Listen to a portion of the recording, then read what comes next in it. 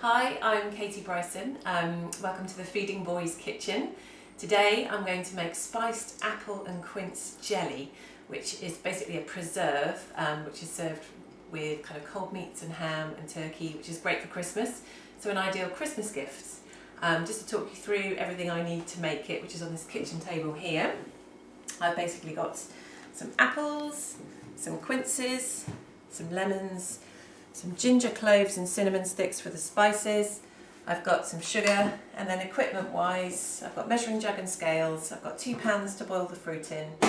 I've got the pan to boil the jelly in, and then the strainer, the jelly strainer, and the jars finally to put the jelly in at the end, which will all need to be washed up very thoroughly in my Persil warm spice washing up liquid, who are very kindly sponsoring this particular video. I will be moving through the stages step by step to hold your hand through the process and hope that you have the confidence to have a go afterwards. Now I'm just chopping up the fruit to go into the pans. The first step is to boil it with some water. The great thing about this recipe is you don't need to peel the fruit, you don't need to core the fruit or do any faffing about, you just need to chop it up. Which is really easy.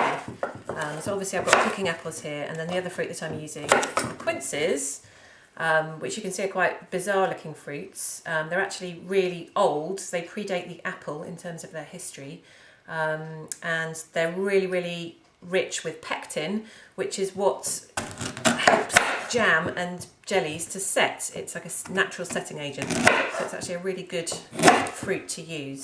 So again, I'm just chopping it up, I'm not peeling it or anything, just putting fairly even sized chunks, which I'm then going to pop into the pan.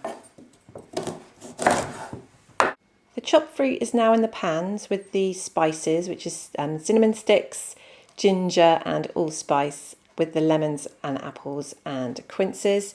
I've put the quinces in a separate pan because they're going to take longer to cook, probably more like an hour, whereas the apple will probably take about 45 minutes. So I'll let them simmer away on the hob, and then it will be the next stage, which will be straining. The fruit is now boiled away, probably for about 45 minutes, and is lovely and soft now. There's the quince, that's done, and the apple is really soft. So I'm now going to transfer it to the straining bag so that the juices can all run through, which probably will take a few hours, so that's what I'll show you next.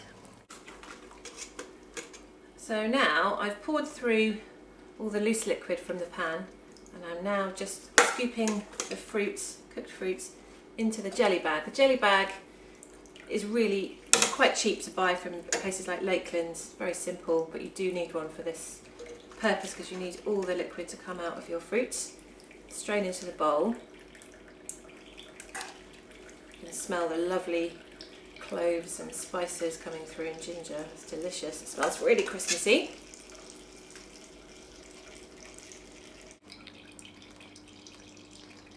I'm doing this on the floor because it will splash when you pour lots and lots of fluid through.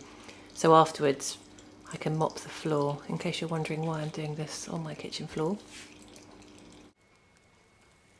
I've just washed up my jam jars in some Persil warm spice washing up liquids. It's really important to make sure that your jars are spotlessly clean when you're making jams and jellies, so that nothing gets in there when you're finally putting your jam or jelly in, so it doesn't go mouldy.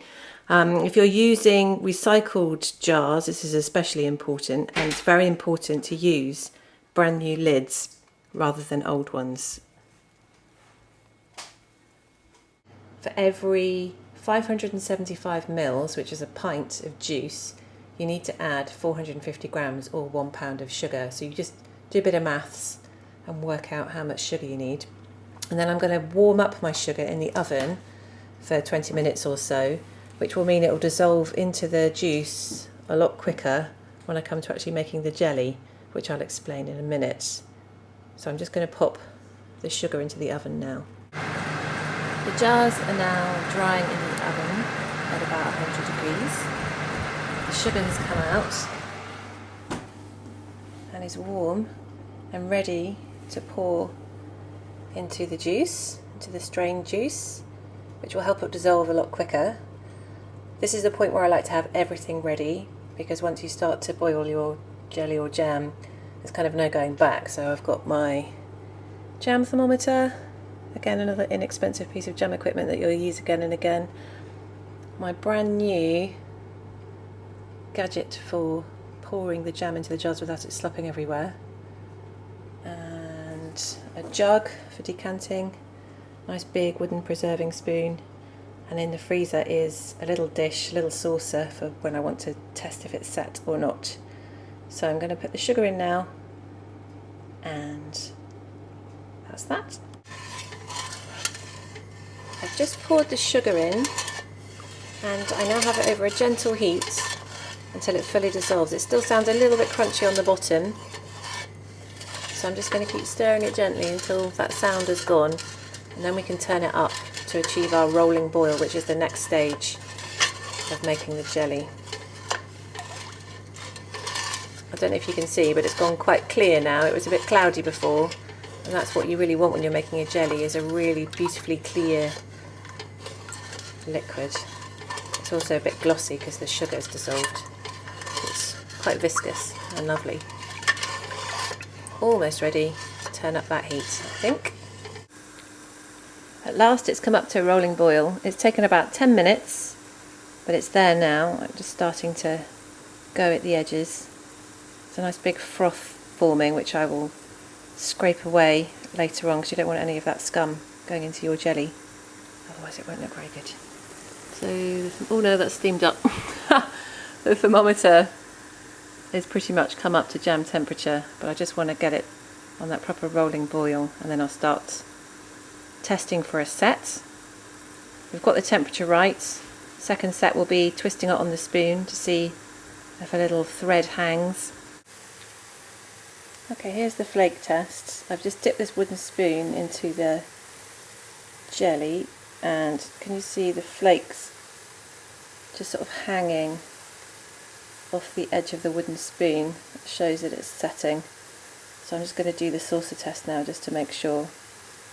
It's taken a bit longer to get to setting point because I've made a really big batch.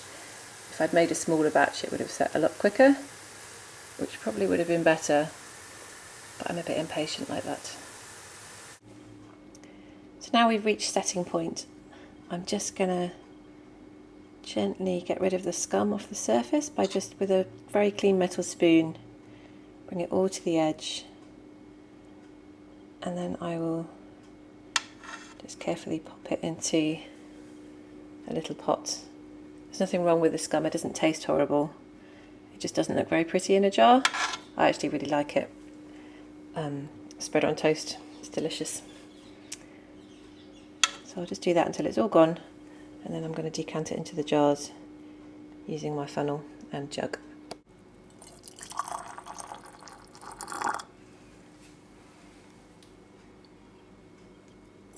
You want to fill it right to the top, so there's no space for any mould to form when you take the lid off. Next one. So I'm just using a metal jug with a metal jam funnel to prevent it going everywhere.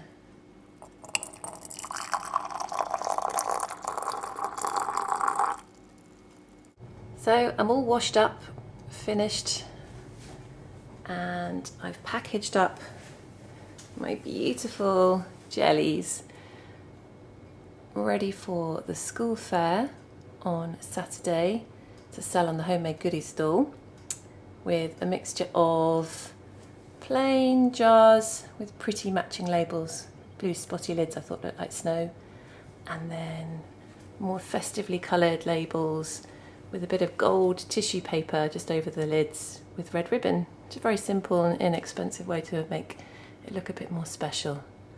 And that is my spiced apple and quince jelly.